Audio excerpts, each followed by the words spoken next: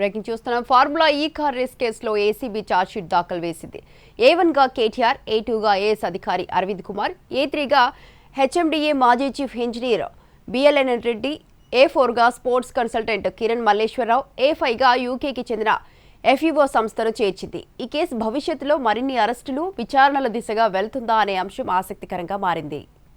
హైదరాబాద్లో 2023లో నిర్వహించిన formula E car రేసులో క్విడ్ ప్రోకో జరిగినట్లు ఏసీబీ ఇప్పటికే నివేదిక ఇచ్చింది. 54,88 లక్షల రూపాయల నిధుల దారి మళ్లింపుపై ఆరోపణలు చేసింది. 2024 డిసెంబర్ 18న కేసు నమోదు చేసింది. ఈ కేసుకు సంబంధించి కేటీఆర్ 2 సార్లు ఏసీబీ విచారణకు, ఒకసారి ఈడీ విచారణకు అటెండ్ అయ్యారు.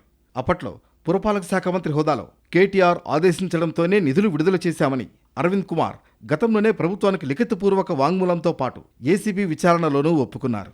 తాజాగా ఈ కేసులో కీలక పరిణామం చోటు చేసుకుంది.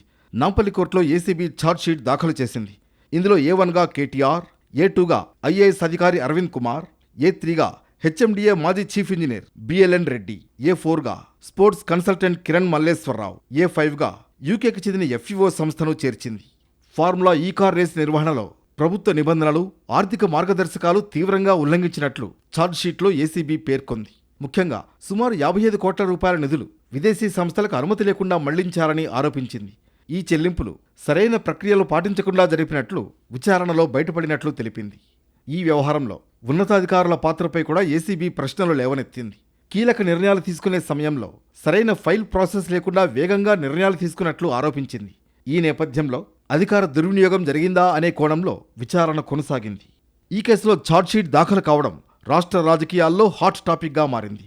ముఖ్యంగా ఈ కేసు భవిష్యత్తులో మరిన్ని అరెస్టులు, విచారణల దిశగా వెళుతుందా అనే అంశం ఆసక్తికరంగా మారింది. ఇక ముందు విచారణ ఏ మలుపు తిరుగుతుందనేది ఉత్కంఠ రేపుతోంది.